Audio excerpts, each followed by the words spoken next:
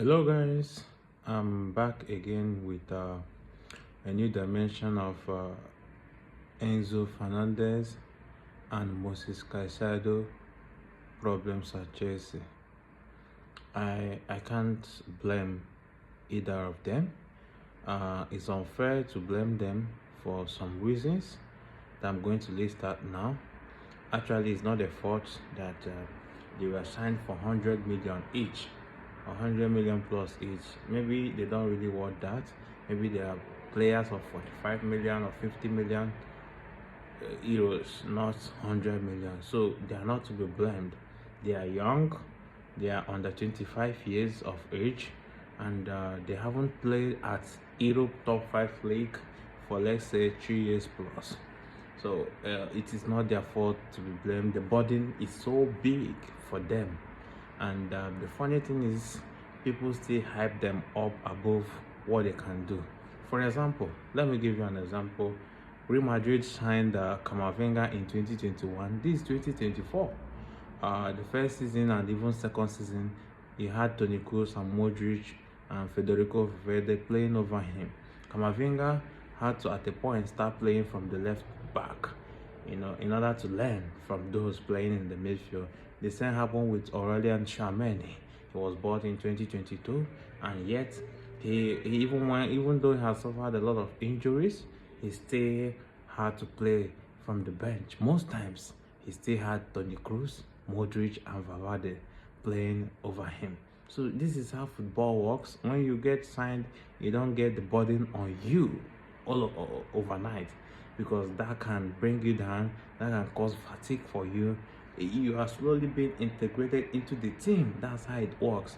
For example, Mateo Kovacic was bought in Man City, yet he was still starting from bench.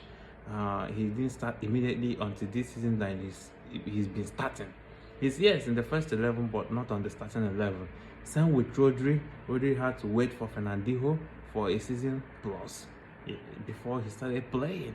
So this is how football works. When you sign a player, and mostly it works for some and it doesn't work for some. For example, it works for Erling Haaland because Erling Haaland already played in Salzburg consistently, played in Dortmund consistently, and now for Dortmund he was playing in the Champions League. He was playing against top defenders before he was brought to Man City.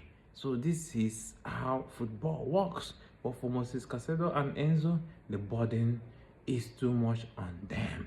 I blame Chelsea for selling Gallagher, because Gallagher would have helped. Gallagher have been playing, gone on loan, have played in the Premiership, the Championship. He has the energy and everything needed. So they would have allowed someone like Gallagher that is not going to have injury on the long term, so at least stay 2 more seasons until these guys get integrated into Chelsea. Gisbert can't play in the pivot. Romeo Lavia is always having injuries, so he's not consistent with his wing. And then we loaned Santos away out from the team, and also Ugochukwu. So it brings me to the part: what is Chelsea's plan for the pivot? If we have to play a pivot, why do we have only 3 players in the pivot through? That is 2 playing, 1 on the bench. And what happens if 2 is not available, injury wise or suspended due to 5 yellow cards or 10 yellow cards of whatever, or red card? What happens to the team? Unless Enzo Maresca has a plan for James to be playing the match, but James is another injury prone player. So what is the plan? We have Palmer in the 8th position, or no, number 10 position rather. We have Nkunku, we have Joao Felix.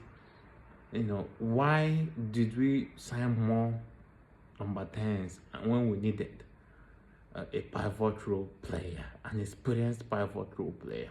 So I don't want to blame Enzo Fernandez anymore, nor blame Moses Caicedo. I'm simply blaming the Chelsea hierarchy, the sporting directors, and maybe the coach, if he's not a puppet. If it is his call, I'm blaming him too. See you guys next time.